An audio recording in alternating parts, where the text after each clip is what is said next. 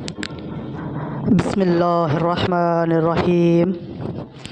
احمد شاہ بہادر و مغل شہنشاہ جس کی حکومت ایک خواجہ سرا نے چلائی۔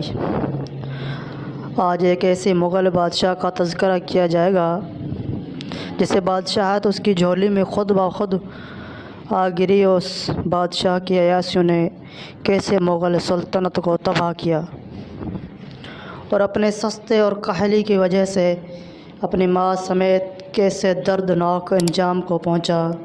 اس حکومت کو چلانے والا خواجہ سرا گزرا مغل بادشاہ احمد شاہ اور اس کی والدہ۔ اس بادشاہ کے دور میں مغل سلطنت کو اتنا زوال آیا کہ برتن بیچ کر اپنا پیٹ پالنے کا بندوبست کرتے رہے، جس کی بڑی وجہ ایک خواجہ سرا کو سلطنتی امور سنبھالنے کے لیے چنا گیا، جس کی بادشاہ کی ماں سے قریبی مراسم قائم تھے۔ اس خواجہ سرا نے حکومتی امور پر کیسے قبضہ کیا اور سلطنتی امور میں کون سے گل کھلائے، سب سے پہل ہم جانتے ہیں مغل بادشاہ احمد شاہ بہادر۔ احمد شاہ بہادر کون تھا؟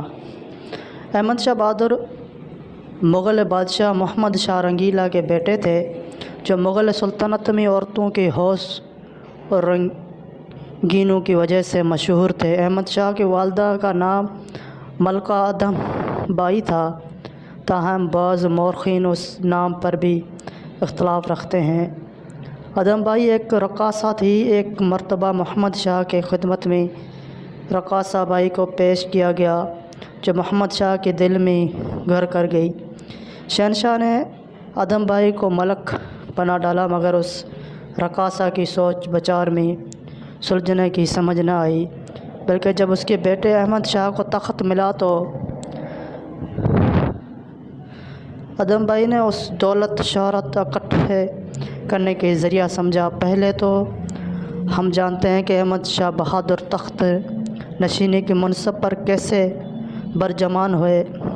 جاوید ناتھا کی لکھی گئی کتاب مغلیہ سلطنت کی زوال میں لکھا ہے، مغل بادشاہ محمد شاہ رنگیلا احمد شاہ کا والد محمد شاہ ایک نہایت شکی مزاج، عورتوں کی ہوش رکھنے والا اور کنجوس آدمی تھا۔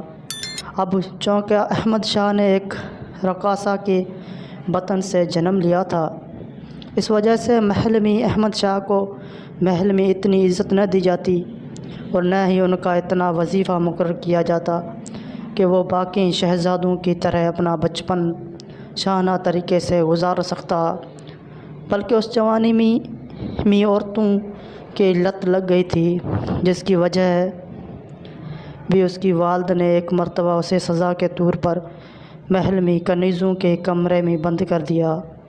اسے ہر وقت کی ڈانٹ ڈپٹ پلا کر سلطنتی امور سے دور بھگا دیا جاتا۔ اس کی مقررہ وظیفہ میں بھی کمی کر دی گئی۔ اس کی ماں ادم بائی رقاصہ نے جب بادشاہ کا اپنے بیٹے احمد شاہ کے بارے میں رویہ دیکھا تو سمجھ گئی کہ اگر میں خود سلطنت کے حصول میں کی جنگ میں نہ کودی تو مجھے اور میرے بیٹے کو محل تو کیا اس دنیا سے بھی نکال باہر پھینکا جائے گا۔ اس رقاصہ ادم بائی نے سازشی مہم چلانا شروع کر دی کہ بادشاہ محمد شاہ یعنی اس کا شوہر بوڑھا ہو گیا ہے اور سلطنت کی امور سنبھالنے سے قاصر ہوتے جا رہے ہیں، لہٰذا اب حکومت کسی جوان بادشاہ کے ہاتھ میں آنی چاہیے۔ اس وقت صرف جوان شہزادہ ملک رقاصہ ادم بائی کا بیٹا احمد شاہ حکومت کے لیے چنا جا سکتا تھا۔ احمد شاہ شہزادے کو محمد شاہ بادشاہ نے اپنی زندگی میں تو تخت کے قریب نہ بھٹکنے دیا، مگر جب محمد شاہ کی وفات 1748 میں ہوئی، ان کے بعد اقتدار کی باغ ڈور احمد شاہ کے حصے میں آئی، جو کہ جوان ہونے کے باوجود بھی اپنے والد کی نسبت کمزور ہی رہے، کیونکہ احمد شاہ نے نہ تو کوئی جنگی مشقوں میں حصے لیے اور نہ ہی اسے کوئی سلطنت سنبھالنے کا گر آتا تھا۔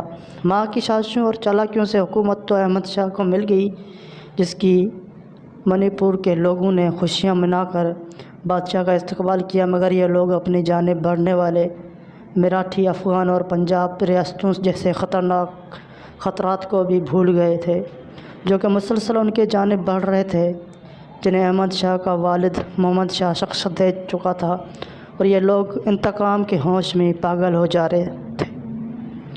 احمد شاہ بادشاہ کی رعایا اس بات کو بالکل بھول گئے تھے کہ احمد شاہ بھی اپنے باپ محمد شاہ رنگیلا کی طرح عورتوں کی حواس کا پجاری نکلے گا۔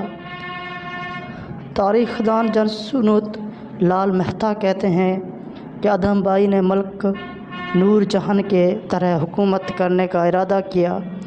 وہ پردے کے پیچھے اسے احکامات جاری کرتی رہتی تھی، مگر ادھم بائی یہ اور عوام کی خوش رکھنا ہے تو احمد شاہ جیسے سست اور کاہل بادشاہ کی بس کی بات نہیں، اس لیے اس اقتدار کو چلانے کے لیے کسی کی ضرورت پڑے گی، جس کے لیے ادھم بائی کی نظر خواجہ سرا جاوید خان پر جا رکی۔ جاوید خان خواجہ وجیح اور طاقتور شخصیت کا مالک ہونے کے ساتھ ہوشیار اور احمد شاہ کے والدہ سے قریبی مراسم رکھنے میں ملوث تھا۔ اس سے شاہی خاندان کی عزت میں اس وقت کمی آنا شروع ہو گئی جب جاوید خواجہ سرا نے حرم میں راتیں گزارنا شروع کر دیں۔ اپنی خلاف اٹھنے والے انگلیوں اور ذہنوں کو جاوید خان نے کیسے کنٹرول کیا، آئیے جانتے ہیں۔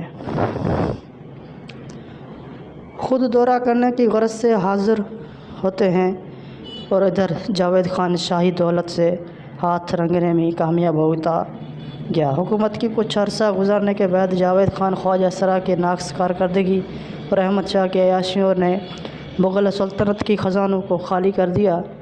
سپاہیوں کی تنخواہیں بھی 1 سال سے روکتی گئی۔ اب تو لوگ نے باقاعدہ احتجاج کرنا شروع کر دیا۔ شاہی محل کے دروازے پر ایک کتیا اور گدھے کو باندھ کر بادشاہ اور ملکہ کا درجہ دیا۔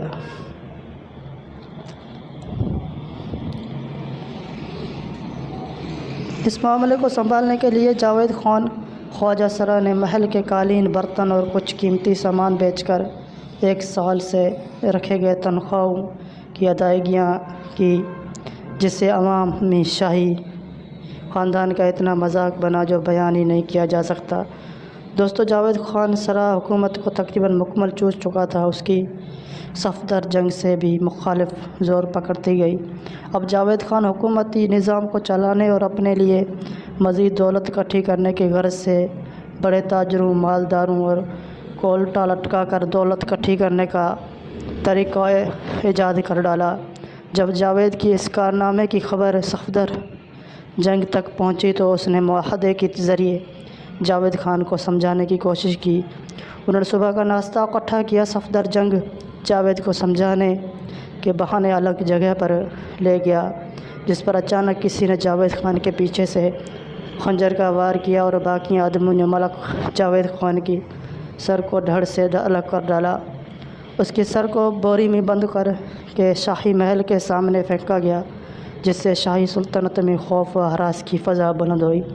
اس کے بعد شاہ سلامت احمد شاہ کو آخرکار ہوش آ ہی گیا، مگر اب کھیل مکمل بگڑ چکا تھا۔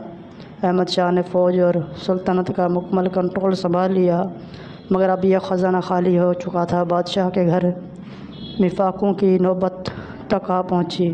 آخرکار اپنے ہی مقرر کیے گئے وزیر عماد الملک نے ایک چال کے ذریعے احمد شاہ کے تخت کا خاتمہ اس چال سے کیا۔ قید خانے میں موجودہ مغل شہزادے کو رہا کر کے اسے زبردستی بادشاہی کے منصب پر قائم کیا گیا۔